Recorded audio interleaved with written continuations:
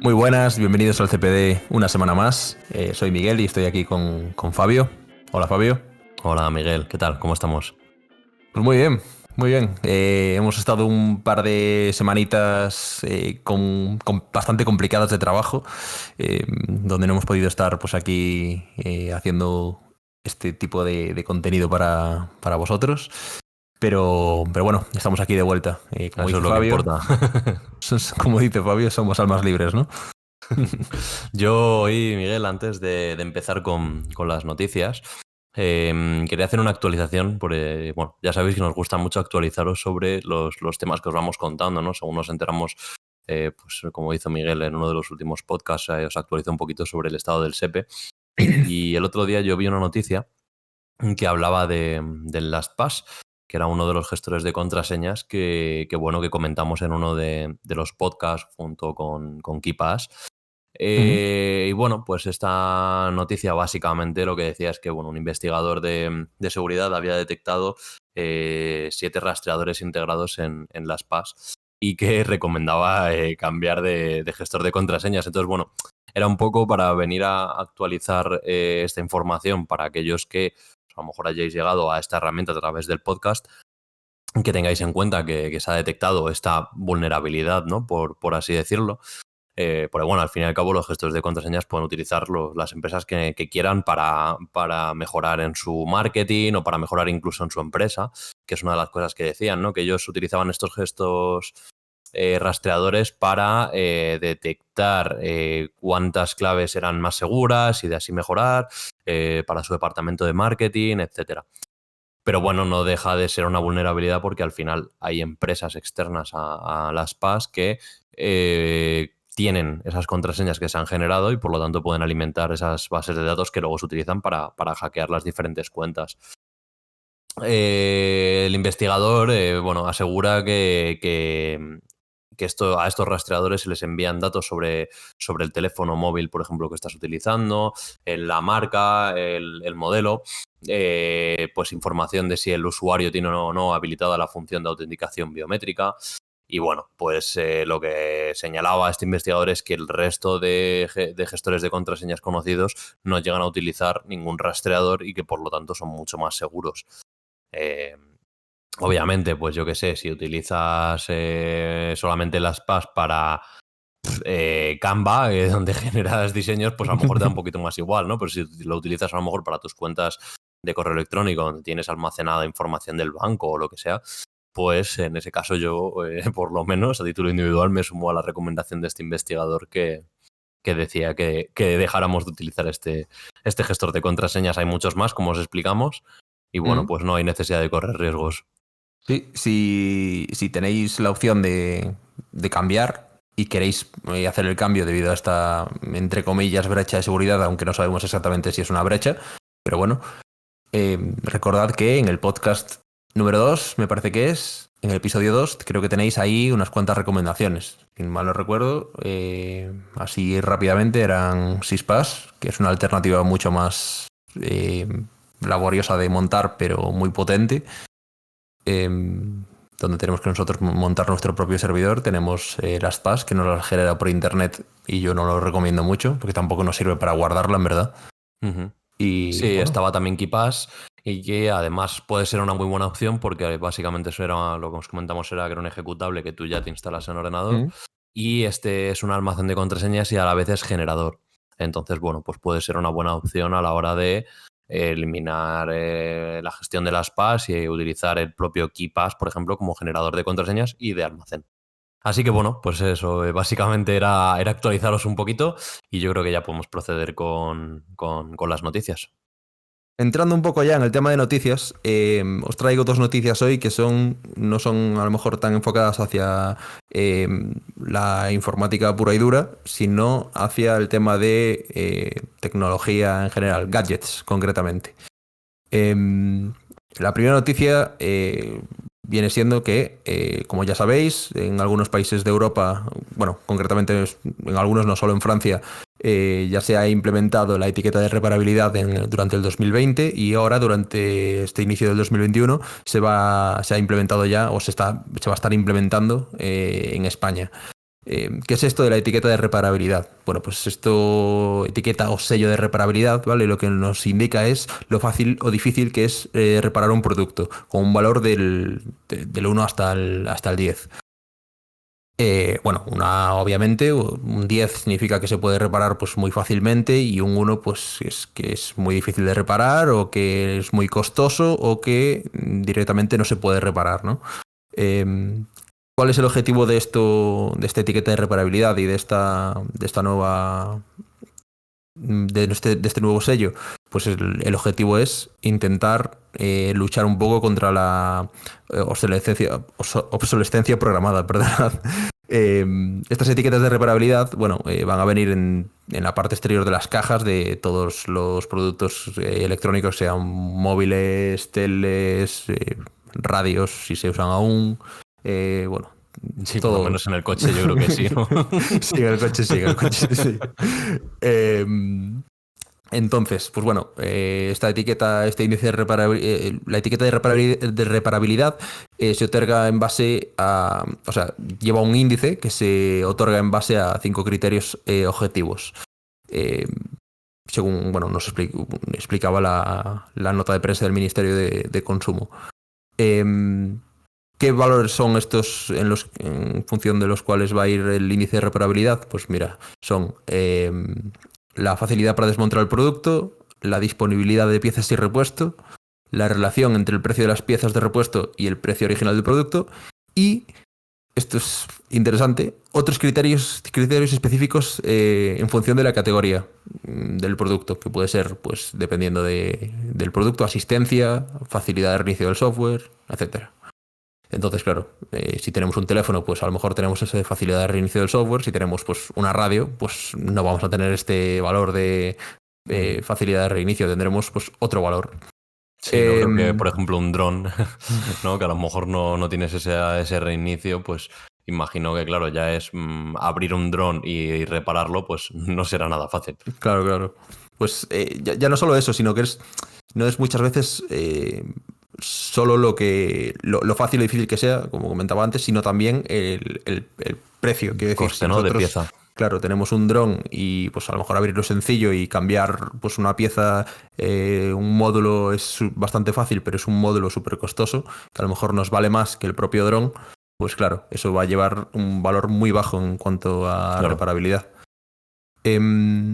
Comentar que el índice de reparabilidad se calcula sumando todos estos valores que he dicho, que eran facilidad para desmontar el producto, disponibilidad de piezas de repuesto, relación entre el precio de las piezas y el producto original y estos otros criterios que son dependientes del objeto, ¿vale? Se sumarán esta puntuación de cada uno de estos puntos va del 1 al 20, o del 0 al 20.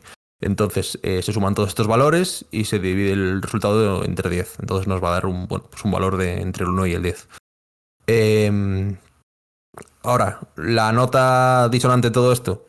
¿Quién va a facilitar o quién nos va a hacer esta evaluación del índice de reparabilidad? Pues es un poco raro esto, pero serán los propios fabricantes o los importadores de los productos quienes calculen el índice de reparabilidad de los aparatos. Entonces, no sé cómo ves esto, Fabio, pero esto es un poco... Es un poco raro. A mí me da que el organismo que debería de haberlo hecho no quería contratar personal. parece un poco tal que sí. Porque al final, no sé, es como... o sea, si ya tienes encima la facilidad de fijar unos criterios únicos por producto y encima eres tú el que va a hacer ese índice, obviamente... Pues no sé. A ver, realmente ahora mismo en mi cabeza no asimilo si para el vendedor va a ser, o sea, entiendo que será mejor tener un índice alto en la etiqueta, ¿no? Para vender con más facilidad tu producto. Sí, sí. Pero claro, no sé claro, bien cómo... Esto también depende el valor que le dé la gente a este índice. Yo creo que lo recomendable, bueno, pues también para luchar contra la contaminación y todas estas cosas así, el uso desproporcionado también que hacemos muchas veces de las cosas para usar y tirar y para aumentar el reciclaje y todas estas cosas, pues bueno, lo propio sería que si se nos fastidia, pues un ejemplo, el dron, que podamos repararlo muy fácilmente, ya sea nosotros o llevándolo a una tienda, y que tenga, si tiene un índice de reparabilidad del 10, por ejemplo, que podamos llevarlo a la tienda, que nos cambien esa pieza y que no haya que tirar todo el dron y haya que reciclar todo el dron. Que a lo mejor hay piezas que no son fácilmente reciclables. Entonces ahí pues podemos tener ese problema. Claro, yo imagino que de todas formas habrá luego algún organismo que haga un control de calidad, ¿no? Sobre todos estos índices. Sí. Efectivamente, a eso quería ir ahora. ¿Quién será el que eche un vistazo a esto y supervisen que los propios valores o los propios índices de reparabilidad que le asignan los fabricantes o importadores sean correctos? Pues va a ser el Ministerio de Consumo. Vamos, o sea, las autoridades de consumo y vigilancia de mercado. Donde poner las reclamaciones, ¿no? Básicamente. Bueno, no creo que sea ese sitio en concreto, pero, sí, pero el ministerio, ese ministerio. Pues entonces, claro, ahora hay que también... Esto se verá, ¿no? Se verá ahora un poco más adelante en cómo va surgiendo todo esto. Como digo, esta noticia, pues bueno, ya debe tener unos 15 días, con lo cual, bueno, esto tardará en supongo que no será algo inmediato, ¿no? Esto irá paulatinamente implementándose en los productos que vayan entrando. Entonces, habrá que ver también la eficiencia de este ministerio o de estas autoridades de consumo, ¿no? Para ver, claro, si hacen la vista gorda o si esto es bueno, que le pongan y se mira uno de cada 50, pues claro, esto va a ser Sí, la lotería. Sí. O sea, sobre todo habrá que estar atentos un poco al mercado, ¿no? Y hacer ese trabajo de análisis para ver si realmente la implementación de esta etiqueta, ¿no? Afecta al mercado para ver, ¿no? Que si realmente empieza a ser algo que hay que vigilar porque afecta al mercado o no. O sea, realmente si luego eso no te afecta en cuanto a ventas, pues a lo mejor es algo que dejan pasar, no más. Claro. Pero claro, si te empieza a aumentar las ventas un 80%, si tienes una etiquetada con un 10%, pues obviamente eso se tendrá que vigilar pues mucho más de cerca. Claro, yo creo que aquí veo como dos factores importantes, que son, uno, que los propios usuarios nos fijemos en la etiqueta de reparabilidad e intentemos comprar productos que, bueno, muchas veces no es posible, ¿no? Porque a lo mejor quieres esto o te hace falta esto concreto, que que tiene más reparabilidad, pues no te da esas características. Pues bueno, entonces ahí nada. Pero si tenemos dos productos que son similares, mismo parecido precio o mismo, y tenemos uno con una etiqueta de reparabilidad mucho más alta, decantarnos por eso. Ese ejercicio de responsabilidad por parte del usuario sería importante hacerlo. Y después, claro, esto va a repercutir, si nosotros hacemos esto, va a repercutir directamente en ventas. Entonces, que no haya ningún chanchullo de, claro, no, vamos a poner 10 por aquí a despropósito. Entonces, también, claro, depende un poco de otro ejercicio de responsabilidad por parte de las autoridades de consumo. Y creo que esto sería hasta aquí esta noticia. No sé si tienes algo más. Habrá que seguirlo de cerca. O sea, me interesa mucho porque es verdad que nosotros hemos visto la noticia, ¿no? Porque al final frecuentamos sitios y diarios de informática, ¿no? Pero yo creo que es algo, es verdad, yo no veo mucho la televisión, pero que es algo que yo no he visto publicitado o que lo hayan movido, o que se haya visto por Twitter, no sé, o sea, que es alguna noticia que lo escuchas a lo mejor más en el ámbito de informática, pero no en el consumidor final, que es el usuario, ¿no? De la mayoría de gadgets. Sí, entonces, sí, es que es como hay algo que digo, no sé si esto realmente va a tener bola o se va a poner ahí y va a ser algo que algún día le llegas a tu madre y le digas, pero fíjate en la etiqueta, y te dirá, ¿qué etiqueta, no? ¿Qué me estás contando? Sí, es que son estas típicas cosas que son súper importantes y nunca salen en los medios, ni, bueno, que a lo mejor sí han salido y nosotros no lo hemos visto, ¿no? Pero que me da la sensación de que son estas típicas cosas que nunca salen en los medios, son súper importantes y después, pues, yo qué sé, no se tienen en cuenta cuando es, joder, pues muy importante y que nos beneficia muchísimo. O sea, son cosas que deberíamos incluso demandar. Por ejemplo, yo creo un ejemplo de cómo esto podría salir bien sería como lo del sello europeo, el CE. Quiero decir, es una cosa que ya todo el mundo tenemos en mente, que ya cuando vamos a comprar algo que sea, pues, hombre, no un lápiz, ¿no? Pero algo que ya sea pues o bien de salud, o bien de algún dispositivo electrónico, o algo ya que sea valioso, o que nuestra salud dependa directamente de eso, pues nos fijamos que tenga ese sello, o por lo menos yo lo hago. Sí. Entonces, que es interesante eso. Que si se llega a ese punto donde la gente ya por haber crecido con esto, las nuevas generaciones, o por nosotros fijarnos y tal, si se llega a como llegamos a meternos esto en la cabeza de que es importante, de que nos beneficia y tal, que creo que puede ser muy positivo para todos. Totalmente de acuerdo. Y muy interesante la noticia, Miguel. Bueno, y siguiendo un poco con las noticias de gadgets, como ya os comentaba, aunque después quiero hacer mención a otra noticia que no tiene nada que ver con esto, tiene que ver con un tema bastante recurrente aquí en el podcast. Os traigo otra noticia de esto, bueno, como comentaba, de gadgets.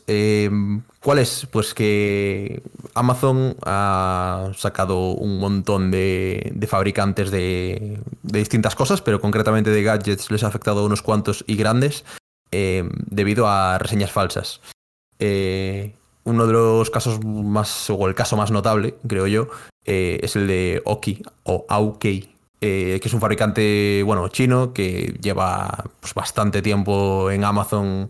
Y si alguno habéis entrado para buscar pues, los típicos accesorios para, pues yo qué sé, enchufes para USB que salen a USB tipo C y a USB, otro tipo de USB, adaptadores HDMI, soportes para el móvil para el coche, soportes para el móvil a poner al lado del PC, cargadores inalámbricos para el móvil, etcétera, etcétera. Pues tiene de todo. O sea, esta empresa tiene de todo. Entonces, siempre estaba en los tops. O sea, cuando tú buscabas en Amazon, por ejemplo, soporte para el coche, para el móvil, del móvil, te salía de primero. Normalmente, si mal no recuerdo, esto lo estoy diciendo un poco de memoria, pero tenían el Prime, entonces te llegaba sin gastos de envío y te llegaba súper rápido. Y bueno, por experiencia personal, esto ya es un poco experiencia personal, pero funcionaban bastante bien. Eran, por lo menos todo lo que utilicé eran no aparatos tecnológicos, sino que eran pues un soporte, un cable que no se me ha fastidiado, etcétera, etcétera. Nunca he utilizado pues un enchufe, un cargador inalámbrico o cosas así. De esta marca concretamente. Entonces, pues según mi experiencia personal, funcionaban muy bien y muy baratos. Entonces, pues bueno, bajo mi punto de vista, entre comillas, me afecta un poco. No es que mucho, no es que compre esto todos los días, pero bueno, un poco sí que me afecta. Entonces, ¿cuál es el motivo? Que me estoy yendo por las ramas. El motivo es que, bueno, tenían un montón de reseñas falsas. Esto me parece que pasa de forma bastante frecuente en Amazon. Y bueno, lo que ha hecho Amazon es directamente han detectado que estas reseñas no eran verdaderas, sino que eran pues o bien generadas por bots o bien por propios empleados o gente a la que le pagan para poner estas reseñas. Y han retirado directamente la tienda de la propia tienda de Amazon. O sea, han retirado el vendedor de la propia tienda de Amazon, perdón. De momento no hay ningún comunicado oficial al respecto, pero bueno, no ha sido solo en España, sino que también ha desaparecido en algunos sitios como Estados Unidos y también alguna otra marca como MPOW, que está, yo también tengo, yo compro de todo aquí. Sí, te lo iba a decir, oye, que igual deberías de dejar de comprar a estos vendedores. De esta también tengo unos auriculares, de estos que son inalámbricos como los AirDots, por ejemplo, pues tengo unos auriculares de estos. Y pues estas también han retirado sus productos, creo que era en Alemania. Sí, y en Estados Unidos. O sea, en el caso de MPOW creo que era Alemania y Estados Unidos. Y en el caso de Oki eran España y Estados Unidos. Entonces, ahora mismo en España no hay forma de acceder a la tienda. Y no se sabe si en un futuro pues permitirán añadir estos productos mediante otros vendedores o ya están como vetados. Aún no se sabe qué va a pasar con esto. ¿Qué más? Bueno, ahora, ¿qué le pasa a la empresa? Pues la empresa tiene un impacto grandísimo porque aparentemente no sé, un muy alto porcentaje de sus ventas eran a través de Amazon. No me especifican cuánto porque he estado mirando varias noticias. y no he conseguido ver cuánto era el porcentaje exacto, pero bueno, se rumorea, he visto en varios sitios, que podría superar, pues eso, los 1.000 millones de dólares. Wow. Entonces, bueno, no es un dato Puede oficial, suponer pero una quiebra. pues puede suponer una quiebra fácilmente, ¿eh? Por lo menos a mí, ¿eh? Sí, sí, sí, sí, sí. Entonces, claro, esto de las reseñas falsas, pues es bastante, no lo sé, es una aliada importante. Sí, no, a ver, desde luego, a ver, por un lado, lo que sí que te digo es que no sé cuántas veces Amazon ha tomado una decisión así con grandes empresas, ¿no? Que a lo mejor tengan muchos productos y que sean tan tops en su mercado de ventas.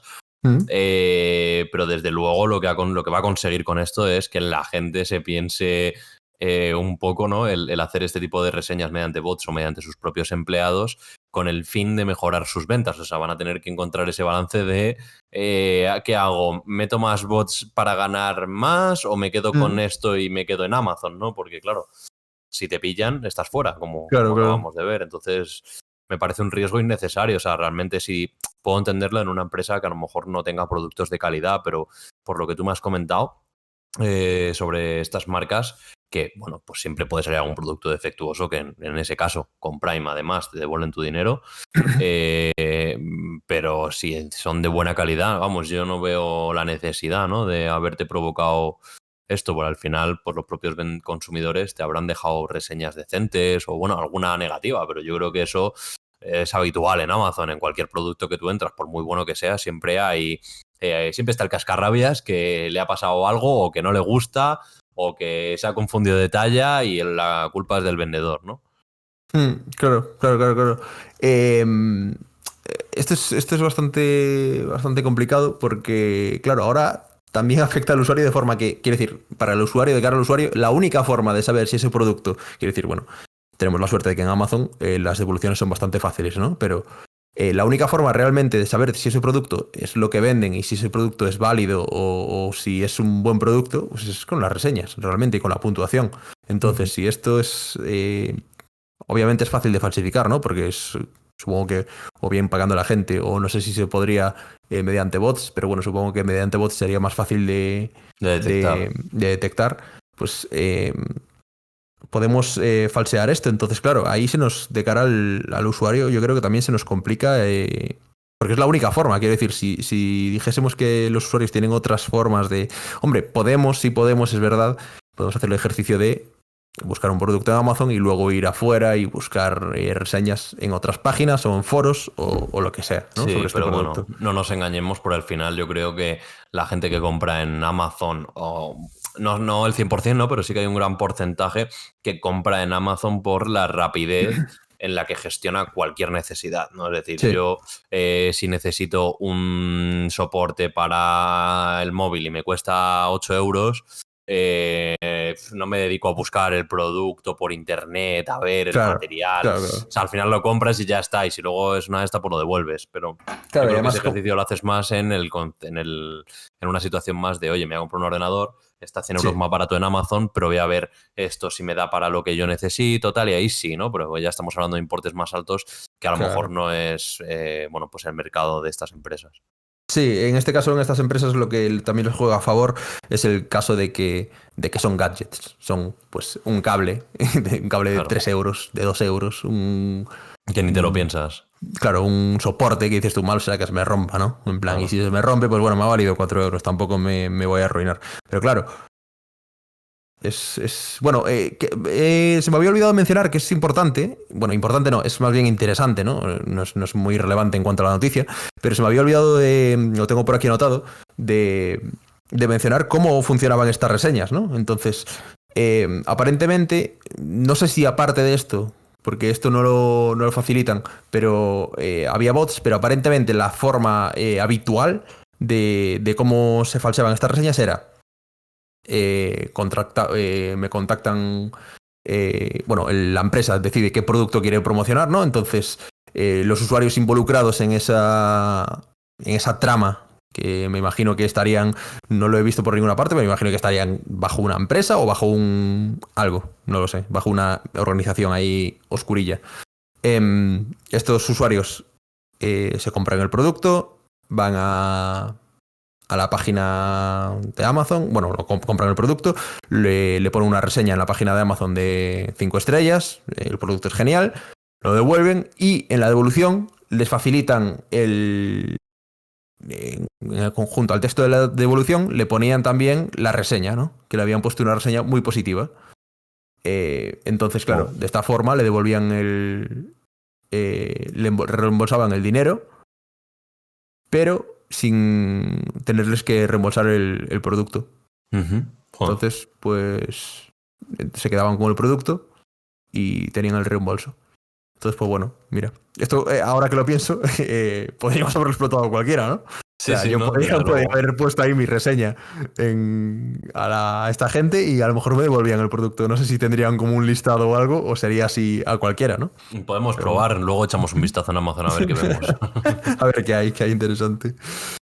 Y bueno, hasta aquí esta noticia. No sé qué te ha parecido, Fabio, y qué nos traes. Pues no, eso me ha parecido bastante sorprendente, la verdad. O sea, que era algo que yo no tenía constancia de que se hiciese. Me parece bien que se haga al final lo que tú dices, defender al consumidor, porque al final yo siempre que entro a comprar algo miro las reseñas, ¿no? En plan, para ver si es algo que se te desmonta, pues es un soporte, ¿no? Para el coche, para la moto, lo que sea, para el móvil y siempre te fijas un poco en la experiencia de los demás usuarios antes de comprarlo, Sí. aunque sean 8 euros. Entonces, claro, si ya no te puedes ni fiar de las reseñas, pues está bien que implementen algo para proteger un poco esa perspectiva. Pues yo, Miguel, hoy traigo un par de noticias que nada tienen que ver con las tuyas. De hecho, una de las mías va un poco orientado a lo que tanto nos gusta, que es los ciberataques y la ciberpreparación en este país. Y la otra va un poquito más orientada hacia la transformación digital. Bueno, son dos temas que van un poquito de la mano. Y la primera, como te decía, bueno, pues básicamente es el informe de ciberpreparación que nos plantea la siguiente pregunta, que es si España está lo suficientemente preparada. Mm. Hiscox es la empresa que presenta este tipo de informes y este año ha presentado la quinta edición, ¿vale? de ciberpreparación. Es un estudio internacional que analiza el estado de la ciberseguridad en más de 6.000 empresas de 8 países y entre los que está España. El informe básicamente ha demostrado el aumento en el número de empresas españolas que notifican que han sufrido un ciberataque o un incidente, ¿vale? En materia informática y que ha crecido un 42%, ¿vale? Encima, aparte nos cuentan que sobre este 42% Mm. implica que han tenido más de 3 ataques, ¿vale? O sea, que no solamente ha crecido este porcentaje, sino que ha crecido en reiteradas veces. También nos comenta que han hecho una comparativa, ¿vale? Como te he dicho, hacen este análisis, este informe, entre 8 países y adivina cuál es el que peor preparado está. No me digas, Españita. Sí, efectivamente. España está a la cola de los países, de estos 8 países, ¿vale? Que no comentan cuáles son, pero creo que he visto en otros informes, en otras páginas web, que eran todos de la Unión Europea. Y está a la cola en preparación de sus sistemas contra ciberataques. El informe de este año lo que ha hecho ha sido también dedicar una parte especial, igual que nosotros en todos los podcasts, a la influencia de la pandemia en el día a día de las organizaciones, desde el punto de vista de la transformación digital. Entonces, bueno, lo que han incluido ha sido pues lo que ya hemos comentado en otras ocasiones, ¿no? Que es verdad que con el teletrabajo, el tema de la migración a la nube, la transformación digital, pues que todo eso ha facilitado este incremento del 42% en la incidencia de ciberataques.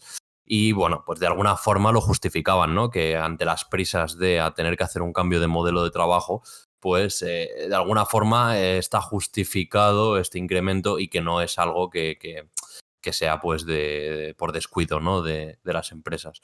Em, y nada, el informe o estudio, ¿vale? Concluye en que casi la mitad de las organizaciones españolas afirma que esta crisis le ha generado una mayor vulnerabilidad frente a incidentes en materia de informática, así como un aumento del trabajo en remoto.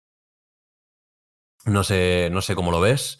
Si tú crees que esto realmente es algo que es así, que está pasando, que tú en tu experiencia también has tenido un aumento considerable Sí, de sí, este tipo de sí. ataques. O sea, yo creo que ya lo hemos hablado, ¿no? En otros podcasts hemos hablado mucho del ransomware, de los diferentes virus, campañas de suplantación de identidad, de campañas de phishing. Entonces, creo que está a la orden del día y que este informe viene a justificar todo lo que hemos venido hablando, ¿no? Sí, sí, sí. Yo ya te digo, cada día más, cada día vemos más ciberataques, aumento del... Es que no recuerdo, lo vi el otro día, no me acuerdo cuánto era, pero era una barbaridad el porcentaje, ¿sabes? Era como, no sé, un 300%, una cosa así, o un 700%, era una barbaridad el ataque, el volumen de ciberataques durante, claro, pandemia y posterior a pandemia. Quiero decir que seguimos muchos con... Con Bueno, muchos, teletrabajo. muchos seguís con teletrabajo, yo acabo de empezar, pero, pero, pero muchos seguís con teletrabajo. Eh, entonces, claro, yo, por ejemplo, lo que te digo, eh, en mi anterior trabajo durante la pandemia, mismamente, sí que notábamos que había un volumen muchísimo más grande, quiero decir, de ciberataques. De hecho, tuvimos, así como curiosidad, tuvimos un servidor donde nos entró 2 veces un CryptoLocker en súper poco tiempo, porque, bueno, alguien la lió, instaló algo que no debía y un parche que no debía. Y, y esto es curioso porque, quiero decir, muchas veces decimos que el problema está en el usuario final, ¿no? En el usuario, tal, no sé qué, pero en este caso fue un informático, ¿no? Que instaló un típico parche para, no sé si recuerdas que bueno, es que esto ya es, en Windows 7 no permite conectar, no recuerdo en qué Windows, 2008 creo que era. Windows 2008 no permite conectar varios escritorios remotos a la vez. Ujú. Entonces metió un parche por ahí por internet para permitir ¿Cómo conectar varios RDPs? Exactamente, tío, exactamente. Entonces, se junta eso y que era un Windows 2008, ¿sabes? Se Ya. junta ya el drama perfecto. Entonces entró el CryptoLocker, hubo que formatear todo, tirar de copias de seguridad, volver a reinstalar todo y resulta que volvió a meter el puto parche. Porque de la primera no sabíamos que había sido eso, estábamos aún investigándolo, ¿no? Pero claro, necesitábamos levantar el servicio lo antes posible, entonces eh, volvió a meter el puto parche y plus, a los 3 4 días otra vez en la misma historia. Entonces ya fue Madre cuando mía. ya dijimos, a ver qué pasa aquí, y esto no puede ser, ¿sabes? Pero Hombre, bueno, desde luego no somos inmunes, ¿no? Nosotros tampoco no, no, no, no, a no, este no. tipo de cosas. O sea, No, no, también podemos picar, intentamos que no, pero hay veces que los atacantes son más listos. Sí, en este caso ya te digo, esto fue un ejemplo, no sé, así una nota graciosa, pero es eso, que se nota muchísimo. Tenemos lo del SEPE, tenemos lo de... Luego os comentaré luego para despedirnos qué ha pasado con el INE y algún ministerio más, que ha Mm. habido otra vez dramita de virus y de ciberataques, entonces ahora lo mencionaremos, pero es eso, que se nota un enorme volumen de ciberataques y seguramente no estemos preparados. No, claro, en este caso ya no puedo hablar como por muchas empresas, ¿no? Porque yo puedo hablar por en las que he estado. Pero yo creo que al menos parte de ellas quizá no estaba preparado para este salto. Ujú. Sí, no, bueno, justo al final del informe nos dan un dato, ¿vale? Que es que la empresa dedica una quinta parte, es decir, el 21% de su presupuesto de informática a ciberseguridad, ¿vale? Este dato A la engaña, empresa ¿no? O media. sea, sí, esa es como la media, ¿no? En las empresas bueno, de las que han analizado. Este dato está un poco raro, ¿vale? De escrito, porque claro, si tú lo lees, entiendes que el 21% de su presupuesto, tal, pero claro, es que es del presupuesto de informática. Claro que Que será ya el nada. presupuesto de informática a lo mejor será no sé, depende de la empresa, pero a lo mejor que será el 10%. Entonces, si Eh, a ver, 10% si te Ni quieren mucho, eso. ¿no? Claro, claro. En Pero plan, bueno, si sobre el 10% haces el 20%, pues claro, bueno, ahí quizás tienes el agujero, ¿sabes? Que no ya estás sabes. cubriendo como debes en proporción al crecimiento que está teniendo todo esto, pues esos agujeros que puedes tener. Ya sabes cómo es esto siempre. No hay presupuesto para IT, no hay presupuesto para IT y, ¿Y y es cómo ha así. entrado este ransomware? Y cómo ha entrado, es que no puede ser, ¿no? No puede ser, pero Si gastamos mucho dinero.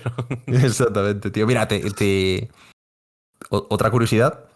Para un cliente de los que trabajaba en mi anterior trabajo, eh, no teníamos discos duros. O sea, los equipos eran súper viejos y estuvimos solicitando muchísimo tiempo discos duros porque teníamos los equipos con discos mecánicos hace 2 años, ¿sabes? Entonces, estábamos, claro, la gente se quejaba de los PCs, estuvimos protestando, intentando conseguirlos y al final nosotros lo que queríamos era cambiar los equipos, pero los equipos tenían a lo mejor sus 12 años, entonces, o 10. Ya tenían Windows 10 y tal, pero iban pues a rastro prácticamente. Madre Entonces, mía. claro, estuvimos solicitando discos duros. Al final conseguimos unos SSDs. ¿Qué SSD era? Pues un Kingston, un A200 de estos, perdón, un A400 creo que son estos de 240 gigas, el Kingston más barato que hay, el de 30 euros. Sí. Entonces, pues bueno, conseguimos eso Y ya volaban, ¿no? sí, en comparación ya volaban, o sea, es que fue un salto importante. O sea, ahí se puede ver el presupuesto para IT Claro. al final. Después, claro, necesitamos. Bueno, no voy a rajar ya más de que no tenemos nunca presupuesto para nada. Y no esto no es exclusivo de la No, empresa en la que he yo estado yo. creo que es habitual escuchar este tipo de discursos en los departamentos de informática, ¿eh? Ujú. Es que totalmente. Pues bueno, esta era un poco la noticia que ha derivado en, en las críticas sobre presupuestos. Y nada, la siguiente noticia que tengo es un poco, viene de la mano, ¿no? Porque al final es sobre la transformación digital. Y básicamente la noticia era qué está fallando en tu transformación digital. Esta noticia a mí me gusta mucho porque yo en mi cabeza lo he hilado, ¿no? Como después de leer ese presupuesto de que el 21% del dinero va orientado a la ciberseguridad, yo pensaba, ¿y en qué se dedica el resto, no? Entonces, yo creo que puede orientarse hacia la transformación digital en muchas empresas. Este artículo lo que venía a hacer era un poco una crítica a la transformación digital, o más que la transformación digital, a la mala transformación digital. Lo que decía era que transformarse está sobrevalorado, que utilizamos la palabra sin tener claro en muchos casos qué significa y que cambiar por cambiar no es suficiente, incluso que es posible que pueda resultar perjudicial para el negocio. Hay que saber siempre para qué y cómo, ¿no? Entonces, por eso me hacía un poco gracia, ¿no? El tema del porcentaje, porque yo me imaginaba que ese 80% restante podía ir para transformación digital, porque al final es lo que se necesita y yo creo que en muchas empresas, por lo menos en las que yo conozco, se hace pues un uso excesivo, ¿no? Del presupuesto para renovar herramientas por renovar, por darle un toque más llamativo, una interfaz más guay, ¿no? Pero Mm. no se centran a lo mejor en las necesidades para hacer esa transformación digital operativa, que al final es en lo que se basa, ¿no? En mejorar los recursos que tú tienes, unificar y reducir el trabajo de tus empleados, cuando yo creo que ahora el concepto se está transformando más, ¿no? Nunca mejor dicho, en hacerlo todo actual. Pero claro, la gente que no a lo mejor no está en la parte informática, sino que son más directores de proyectos y cosas de estas, lo orientan más a ver una herramienta visualmente Bonita. actual, eso es, visual, que con los botones ya más bonitos, con funcionalidades más chulas. Entonces, bueno, esta noticia o este artículo como que recogía unos puntos, ¿no? Para saber si tu empresa estaba desactualizada en cuanto a transformación digital. Lo que decía es que en un gran porcentaje de las empresas lo que se viene utilizando es el CRM, ¿no?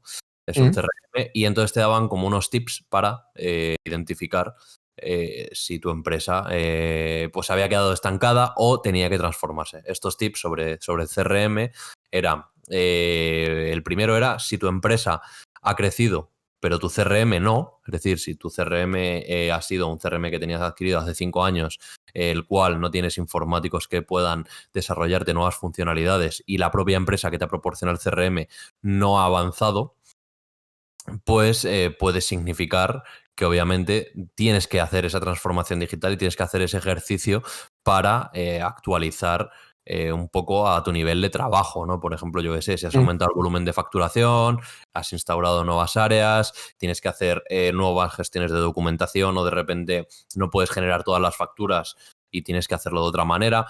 Pues un poco esto es una pista de que tienes que actualizar tu transformación digital y tu CRM para llevarlo un poco al nivel de tu empresa. El segundo punto que daban, ¿no?, para analizar tiene mucho que ver con el anterior y era el tema del CRM rígido, ¿vale? Hace años era muy habitual comprar un desarrollo cerrado, ¿no?, de un CRM en el que tenías unas funcionalidades cerradas para llevar a cabo pues cierta contabilidad, gestión de clientes, gestión de contactos, gestión de proyectos, un calendario y ya está, ¿no? Entonces, bueno, pues a lo mejor en ese momento tu empresa no necesitaba más que almacenar ciertos datos de un cliente, generar una factura, un presupuesto y poco más, ¿no? Entonces, bueno, te valía con eso. Pero es verdad que en estos tiempos en los que el cambio es constante, pues es imprescindible contar con una tecnología flexible que se adapte pues un poco a la evolución de tu compañía como al contexto digital que estamos viviendo. No te puedes quedar en algo rígido en el que no puedas meter manos, ¿no? Porque al final eso te está generando también un coste y a la vez te está impidiendo seguramente crecer en tu negocio. Claro, a lo mejor un buen ejemplo de eso para que nos entienda la gente que está, bueno, corrígeme si me equivoco, ¿no? Pero para que nos entienda un poco la gente de qué estamos hablando, es que puede ser, por ejemplo, que tú tengas vamos a decirlo así con estas palabras, ¿no? Un sistema de gestión de incidencias o de inventario, ¿vale? Y que podamos implementar, pues a lo mejor si nosotros tenemos un tema de gestión un software o un sistema de gestión de incidencias o de inventario y que no podamos implementarlos porque no son compatibles, pues que podamos avanzar a una versión en la que sí sean compatibles o cambiar el software directamente para que podamos tener estas dos cosas sincronizadas, o bien directamente poder instalar pues clientes clientes en los PCs que nos sincronicen directamente el inventario y de esta forma agilizarlo. Quiero decir, de esta forma, si nosotros instalamos en todos los PCs el programita que nos sincroniza con toda la información del PC y a la vez nos actualizan el software de inventario y a la vez ese software de inventario nos sincroniza con el software de incidencias o de lo que sea, o el propio, bueno, sí, gestor de incidencias o lo que sea, pues o de almacén, no sé, de lo que nosotros queramos, de stock, imaginémonos, pues podemos tener pues un trabajo mucho más ágil y eficiente. Supongo que de esta forma, pues bueno, estaría interesante también hablar un día de gestores de incidencias y tal, pero bueno, más adelante. No me desvío. Sí, o sea, además es que has dado un buen ejemplo, ¿no? Porque yo me imagino, ¿vale? Así todo en mi cabeza, en una empresa pequeña que tuviera 5, 10 PCs, ¿vale? Tuviera un informático, tendrían reportarían las incidencias por correo y a lo mejor el inventario no lo llevarían porque es que sabría que este es el PC de X, este es el PC de Y y ya está, ¿no? Pero sí, claro, esa empresa, si ha crecido y ahora son 50, pues el informático va a perder muchísimo más trabajo a la hora de buscar un equipo o un código de una licencia o de hacer un inventario para una auditoría, o incluso va a perder mucho tiempo intentando limpiar su bandeja de entrada del correo entre correos de incidencias y otros correos de otras funciones que pueda tener y va a perder eficacia, ¿no? O sea, no va a ser lo mismo que tenga un sistema como el que tú has planteado, que le ahorraría muchísimo trabajo. También yo creo que cuando, no sé si, bueno, otra vez corrígeme si me equivoco, pero yo creo que también cuando hablan de esto de transformación digital y tal, creo que también pueden ir un poco por la parte de que no solo el cambio de herramientas, sino también la implantación de nuevas herramientas y nuevas tecnologías que no se están utilizando hasta el momento. Por ejemplo, como tú bien dices, tenemos el propio informático que está trabajando y a lo mejor pues en una empresa de 3 personas, pues el informático no va a necesitar un software de gestión de incidencias a lo mejor. O a lo mejor en una de 15 personas, porque a lo mejor no tiene casi incidencias al día y está monitorizando servidores o haciendo otras cosas. Pero claro, si eso sigue aumentando y tenemos 20, 25 personas, imaginémonos, pues a lo mejor un sistema de gestión de incidencias puede ser muy interesante, ya no solo con respecto a, perdón, con respecto a poder resolver las propias incidencias, sino con respecto a poder Analizar los datos, ¿no? analizar el tiempo, analizar datos, ver en qué gastamos tiempo, ver cómo se puede mejorar. Si vemos que todos los días gastamos tiempo en, yo qué sé, en que los discos se nos quedan llenos y estar limpiando discos de usuarios, borrando cosas, etcétera, etcétera, pues podemos tirar, yo qué sé, de recursos en red y que metan todo en red, o de cambiar los discos duros, o ya veremos. Sí, no, de hecho, este ejemplo que acabas de poner me abre un buen camino para meterte bueno, una cosilla que sí que analizamos en nuestro trabajo, y es que, bueno, haciendo un análisis de todas las incidencias que teníamos, detectamos que se utilizaban uno de los programas cores de la organización, era el que va a los informáticos en su jornada, es decir, crearlo, generar usuarios, estar revisando y monitorizando el SA, en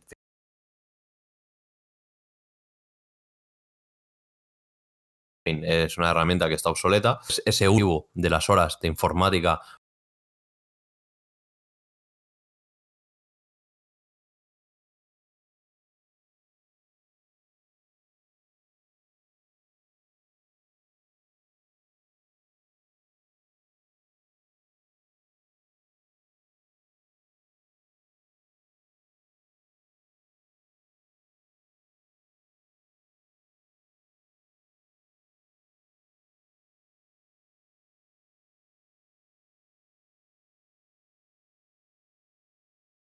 para mantenerlo operativo, funcionalidades necesarias de su negocio y sobrecargan su plataforma con funcionalidades que los empleados no usan o que complican operaciones simples.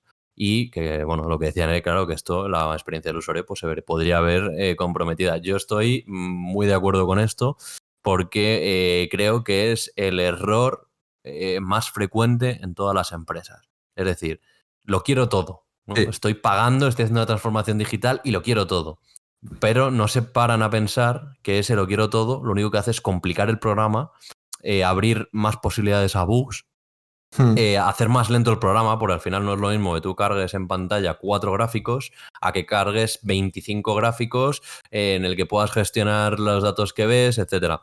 Entonces creo que en ese sentido es en donde las empresas están fracasando. O sea, está corriendo todo el mundo para hacer una transformación digital, pero lo están haciendo a lo loco. Lo están haciendo sin saber cuáles son las necesidades básicas y funcionales que necesitan para su empresa e implementar eso. Además, es que si tú ya tienes un software como un CRM que lo puedes ir desarrollando a medida que te surjan nuevas funcionalidades, nuevas necesidades, puedes desarrollar la funcionalidad si realmente la ves necesaria, ¿no? Analizar los tiempos y ver si, por luego esa es otra.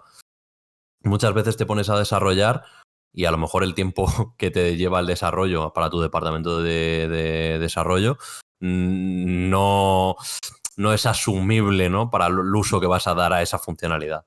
Entonces, bueno, yo creo que es un ejercicio que que tienen que hacer las empresas y las coordinaciones de este tipo de proyectos, porque, bueno, puede ser un gran ahorro y sobre todo puedes conseguir realmente tener una herramienta muy potente para tu empresa. Sí, con respecto a esto, quería mencionar que o sea, volviendo a lo que tú dijiste antes, que decías que a veces las personas que tomaban las decisiones no eran las correctas, muy de acuerdo en esto y sí que he oído a muchos compañeros, o sea, una de las conversaciones más recurrentes cuando hablas con otros compañeros de las IT, o de las TI, perdón, suele ser este tema de que muchas veces en determinadas empresas, y sobre todo pasa en negocios pequeños y empresas pequeñas pues a lo mejor menos de 10 personas o 20 personas o por ahí, quien toman las decisiones son personas no técnicas o no del departamento de IT. Entonces, aunque los propios compañeros de IT le transmitan a esta gente qué es lo que necesitan y tal, que al final quien toma la decisión final no van a ser esos compañeros. Con lo cual muchas veces se toman decisiones que no tienen nada que ver con lo que han... Hay veces que sí que se tienen en cuenta los compañeros, hay veces que no. Entonces, claro, esto es un factor muy importante porque quiero decir, si al final... haces todo el trabajo de investigación, de desarrollo, o sea, desarrollo de planteamiento del proyecto, de la estructura, del modelo que quieres construir, se lo transmites a tu superior o a quien sea, se lo pasas y hacen caso omiso y al final tiran por otro lado, que aún por encima os perjudica, pues aún por encima has perdido tiempo. Entonces, claro, yo creo que ahí, y por experiencia es una de las noticias, de las cosas que más oigo a compañeros, que esto es un problema importante. Desde luego pasa, y yo creo que pasa en muchas empresas, y bueno, pues si alguna persona de estas que toma decisiones nos está escuchando, tener en cuenta a vuestros chicos de informática Exactamente. y bueno, y sobre todo hacer ese trabajo de análisis correcto y no os excedáis en esas funcionalidades. Y si nos queréis comentar por ahí pues vuestra anécdota, Sí, pues podéis enviar un correo al cpdpodcast@ y nos reímos todos, sí. gmail.com o en comentario en cualquiera de las plataformas. Quería comentar otra cosa, Fabio, que estaba aquí aprovechando para hacer spam. Y hablando de hacer spam, importante, muchas veces siempre optamos por las opciones que tenemos predefinidas en el mercado, como CRMs, como sistemas de inventario, etc. Personas como Fabio, en este caso, están desarrollando pues, sus propios software o estructuras de aplicaciones a medida, o incluso integraciones de aplicaciones. Entonces, pues es muy interesante poder contar con estas personas que a lo mejor pues nosotros no necesitamos a lo mejor las características que nos facilita un Tiger CRM, ¿sabes? Claro. A lo mejor pues el software que hace Fabio, en un ejemplo, ¿no? Y haciendo spam, pues nos puede venir muchísimo mejor el CRM que nos puede desarrollar una persona, un autónomo o un grupo de unos cuantos programadores. Puede ser muy interesante porque va a tener las funciones que nosotros queremos, vamos a tener una mayor, no siempre, bueno, muchas veces vamos a tener una mayor facilidad de comunicación directamente con la persona que nos está haciendo la aplicación y va a salir más barato seguramente. Eso es, al final... es verdad que se cae mucho en bueno, quiero un CRM o un RP. ¿Qué hay en el mercado? Estamos cayendo, se cae en eso, ¿no? Porque Sí. parece que es la única opción, pero al final, si tienes presupuesto y tienes el personal, ¿por qué no desarrollarlo tú? Es verdad que te puede llevar un poco más de tiempo el arrancar, pero las funcionalidades van a ser las estrictamente necesarias para tu funcionamiento, ¿no? Aparte, bueno, luego... todo lo vas a poder trabajar con el informático y al final va a ser un software tuyo a tu medida, ¿no? Que es lo que siempre hablamos del software a medida. Bueno, yo creo que ya podemos ir cerrando el podcast, Fabio, no sé qué te parece. Creo que ya nos hemos alargado bastante y ha sido como el comeback, la vuelta después de estas 2 o 3 semanas sin estar por aquí. Y bueno, quería cerrar mencionando una noticia así muy rápida y muy por encima, que es que, como ya habíamos hablado, tampoco quiero dar mucho la chapa con esto porque ya estáis hasta las narices, de que os hablemos sobre los ciberdelincuentes, ciberataques, etcétera, etcétera. Entonces, otra vez, el día, pues eso, a finales del mes pasado, el 23, 24, por ahí fue, hubo una oleada de ciberataques a distintas webs que son pues el Ministerio de Justicia, Educación, Economía, el Instituto Nacional de Estadística, el INE, ya lo conocéis seguramente, y nada, bueno, hubo un ciberataque, estuvieron caídas estas páginas, incluso no recuerdo ahora mismo cuál fue, déjame comprobarlo, pero hubo una de ellas que estuvo 12 horas caída, el INE, que estuvo más de 12 horas caída, y bueno, tardó bastante en, bueno, como ya veis, 12 horas, pues tardó bastante en restablecer el servicio. ¿Qué ha pasado? Pues los rusos. Según bueno, fuentes de inteligencia española, han señalado a Rusia otra vez, como ya habíamos mencionado, pues como como posiblemente fuente del ataque. Después mencionar que, bueno, uno de las partes más críticas de esta estructura de aplicaciones era la red SARA, ¿no? Que es bueno, un conjunto de aplicaciones que coordina portales de administración electrónica de España, del gobierno de España. Y bueno, comentar esto, que ahora que estamos en la época de tanta digitalización, que para cualquier cosa tenemos que presentarlo pues casi por trámites electrónicos, pues claro, si nos tiran todo esto es un problema importante y a ver si nos dejan en paz los rusos. Recuérdame, Miguel, que nunca acepté un trabajo de informático en la administración pública. Ya, es que... Y menos en mitad de una pandemia. Tal cual, tal cual. ¿Qué te iba a decir? Quería mencionar un par de cositas ya para cerrar, que traeré actualizaciones sobre el tema del sello de reparabilidad, ¿vale? Para ver cómo va progresando esto en futuros podcasts, que es interesante, y manteneros un poco actualizados con respecto a este tema, cómo va funcionando, las sensaciones que tenemos con respecto a la gente, si se va fijando o no, y lo que comentábamos, ¿no? También traeré actualizaciones sobre lo de las empresas Oki y Aukey y MPO, de si han vuelto a la tienda de Amazon o qué ha pasado, y también en qué queda todo esto del INE, que creo que va a quedar aquí la cosa, no creo que investiguen más porque hay miedito a Rusia. Sí. No, todavía investigando les hackean otra vez. Entonces, pues nada, creo que por aquí hemos llegado por el día de hoy. No sé si tienes algo que añadir, Fabio.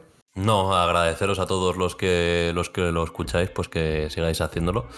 Y bueno, que en la próxima semana o dentro de 2 semanas pues volveremos con un podcast con contenido interesante como siempre. Muy bien, pues entonces nada, feliz en este caso fin de semana